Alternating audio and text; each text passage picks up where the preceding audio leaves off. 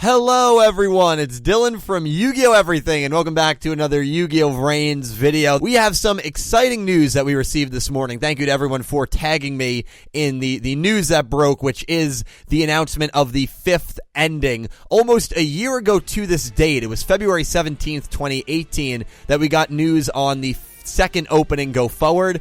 Before you ask, we did not receive any news on the third opening yet, which is kind of strange. Usually when the openings and endings both switch, at least in the past, we do get news on the opening first and then usually the ending later. So we're just going to have to keep our eye on the new opening. But this new ending, ending 5, most likely confirms, which will start in April. We don't have an exact date in April. Most likely confirms that the season, as I have been saying for a long time, as a lot of people have figured, is going to end in April. Maybe they'll keep going even through this ending, even though the endings and openings changing usually initiates a new arc, a new season, which is why I've been saying for a while now that there's only like 5 episodes left, 6 episodes left before the openings change, before the endings change, and then, you know, how are you going to wrap up all of this? And a lot of people have been saying, well, Dylan, we don't know. I mean, maybe they'll go a little longer than April, but this all but confirms that the arc is going to be changing in April. So I'm going to be playing you a bit of this band. And by the way, this band does not have what you would say the cleanest reputation. I mean, I was reading up on this band, BIS, which is going to be performing the ending. I had not heard of them before this, and they have done some very controversial stuff. And so we're going to get into all of that, and I'm very surprised that a kind of safe show like Yu-Gi-Oh! Decided to go with a band like this that carries a little bit of controversial weight. But we're going to go into all that, and I'll give my thoughts on them and their music. I'll even play a little bit of a song, of a recent song from them. So yeah, let's get into it. New ending song, likely for the start of the 3rd year of the series. New ending starts in April 2019. I'm sure we'll get an official day as we get closer, and maybe when the opening gets announced. Thank you to YGO Organization for posting the article. I'll link it down below. The ending will be held by the idol group BIS, singing the new song, Are You Ready? Much like what we've gotten out of the show recently, despite the group being idols, very much like Bandmade, they're more hard rock / emo / punk / ska, and are intentionally a more alternative style of idol, rejecting the cutesy, giggly vibe of most idols. So basically expect something along the lines of Glory by Bandmade, which was an amazing, amazing song. So I read up on the band. They were formed in 2010, disbanded in 2014, got back together in 2016, and they've had a few controversies, and we're going to go over them real quick, and then I'll play a little bit just so you can kind of get a feel of the band. So one of their first controversies was back in 2011 when the band first started. As a 3-member unit, they released the single My Ix, which gained notoriety due to its music video in which the members appear to be completely naked. To date, the video on YouTube has been viewed almost 4 million times, so I guess that was kind of controversial there, even though, you know, well, yeah, it just is what it is. But the more controversial stuff happened when they got back together in as recent as 2017, which was the Diet or Die controversy, which I think most of you can probably guess what is being inferred there. At the same time, leader Poor Louis began to appear in a series of videos on the BIS YouTube channel named Diet or Die, a documentary series showing Poor Louis attending the popular personal fitness gym Rizap in order to lose weight. Now, Poor Louis is a girl who formed the band, so she was like the main ringleader of all of this. The first episode of the series states that if she fails to meet a target weight, she will have to pay for the cost of the course herself. However, later in the series, Poor Louis gains rebound weight and is instructed to lose it under the threat of being suspended from BIS. When she is unable to do so, Watanabe, another person in the group, announces his decision to suspend Louis from all BIS activities, including an upcoming one-man concert at Akasaka Blitz. The video then appears to show Poor Louis hiding her face, tearfully apologizing to fans, I assume for being unable to lose weight. So I don't really need to go into detail as to why that is really not a good look. Obviously, if you're trying to advocate for weight loss because being overweight is unhealthy, and you say, look, here's the benefits for losing weight. It's not easy to lose weight, but this is why you should try to do it. That's understandable. But if you're giving someone an ultimatum where you have to lose weight within 3 weeks, otherwise you're kicked out of the band, like that is messed up. That is there's no ifs, ands, or buts about it. And so the now deleted video generated an outrage from fans and non-fans alike, accruing several thousand dislikes in the space of a week and earning coverage on news sites, including HuffPost, of course. In response to the backlash, Poor Louis and Watanabe recorded a song titled Best Friend together, in which they apologized to fans for taking advantage of them and thanking Huffington Post for spreading the group's name. However, Poor Louis was still under suspension and did not appear with BIS until October 6th at their Idol is Dead concert. So basically, it was just a publicity stunt. They used this girl, the main leader of the band, and this whole dieting scheme, controversy, to just generate publicity.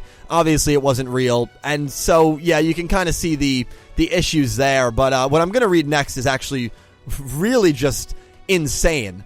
It really is insane. And it's the image section of this band. BIS adopt an image very different from the traditional idol group. Their music videos touch on themes such as point-of-view pornography and sexual violence, attracting both positive and negative attitudes from viewers. Poor Louis notes that many are difficult to watch, and AVEX staff member Ryota Ochi explains they wanted to make a deliberate uglification of idol events. The image of a typical idol is generally accepted as being pure and good-natured, which BIS reject. A recent photo shoot in Weekly Playboy saw them fully nude and covered in fake semen. In December 2013, they posed nude for the magazine Quick Japan. Their debut was rather down-to-earth musically. Since their switch to a major label, they've explored genres such as digital hardcore, noise music, and ska punk. So, this is a band that clearly has a very gray image. They have done some things that are very not, I would say, ethical and not maybe moral. I think it's cool that they're trying to, like, break the tradition of what an idol group is, but at the same time, they've done some pretty intense things, which normally, it's fine. Obviously, if their music's good, their music's good. And personally, I really don't have major issues with it at all. The only thing that surprises me is that Yugioh would have a band like this that carries a reputation like this to do an ending. That caught me off guard. I'm not saying it's a bad thing, by the way. If the music is good, the music's good. It's just very weird because every time for years when I read about a musical group that I've never heard of, usually there is never any controversy surrounding them. Not for this band. Now, to be fair, Poor Louis, who was involved in, I feel like, a lot of the controversial decisions, has left the band. She left the band in early 2018. So the band, as you can see by the chart, is almost completely different. I mean, this is almost a completely different group. And so maybe that's why they're trying to rebrand their image and lose the stick that BIS had early on from a lot of fans and the controversy that they had. So here is one of their most recent singles from June of 2018, so like 7 or 8 months ago. Don't miss it. I'll play 15 seconds. The music video is a little strange, but I'll play a quick clip of it.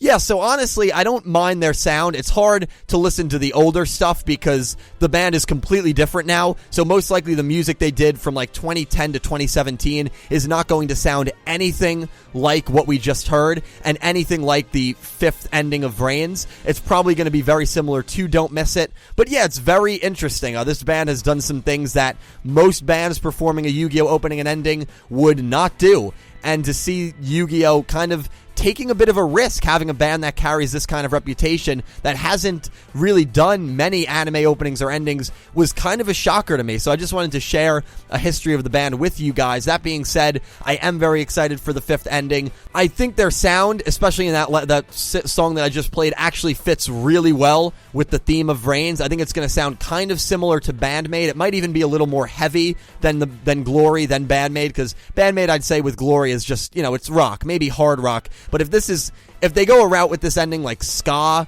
which ska is not necessarily heavy, but to hear a Japanese band doing a ska sound is interesting. But they're also under, alternative metal, punk rock. We might hear a little bit of a more harder, more punk rock version of what Glory was, which I'm completely on board for. So very excited, and BIS, I hope you guys really do kill it on VRains ending But yeah, let me know what you guys think about all this. Listen to their songs. I'll have the one that I just played linked down below. And again, the band is very different than what it used to be, but what it used to be was seemingly always kind of shrouded in doing controversial things you would not expect a show like Yu-Gi-Oh! To have. But hey, you know what, if they rock, they rock, and I'm really hoping that BIS kills it in this next song. So let me know all your thoughts on BIS if you've heard of them before and if you enjoy them, and your thoughts on VRains Ending 5. I do want to touch on one other point.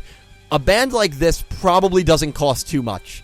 Getting a band that is trying to maybe make a fresh name for themselves and get back into making an anime opening or ending, which is good exposure, you probably don't have to pay them a crazy amount to do so. Not like paying a Lisa or a Flo. Use that money. Use the budget that you're saving on this artist to splurge on the opening 3. Get a Flo. Get a Hyde, who just did Red Swan Attack on Titan's opening. Get a Tommy Lee Six. Like, get a really awesome, kick-ass band to do opening 3, and I think it'll fit really, really well with the show. And I'm really excited to see who is going to perform opening 3. Not trying to get you guys excited, though, because knowing what Yu-Gi-Oh! Usually does, it'll be a band that no one's ever heard of. Not to say that the band will be bad, but a lot of times they get artists that no one's really ever heard of before, which sometimes you find a hidden gem that way. I think of Kuso Inkai or Linkai, I'm not sure how to say the last name, but the band that did Vision, I've listened to them a lot since Vision came out, and I absolutely love their sound. Perfect fitting for Arc 5's 5th ending. But yeah, I'm very excited to hear what BIS do. Let me know all your thoughts down below. A special thank you to my Platinum tier patrons, Alexa Baker, Glen McGookin, Jorge Carrillo, James Rose, Omni Lord, and Neko Yuu-Chan, and to my Diamond tier patrons, Bouldergeist and Jesse Wood, and to my Egyptian God tier patrons, Syn Cloud and Chris Swan. Thank you to everyone who supports me on Patreon. Cannot tell you how much I appreciate it and how much it helps out the channel. I will be back tomorrow with the 91 cast and Zexal top 10 duels. Very excited to share that with you guys. I will see you guys later. I'll talk to you in the comments below. Thank you so much for watching, and I hope you have an amazing day.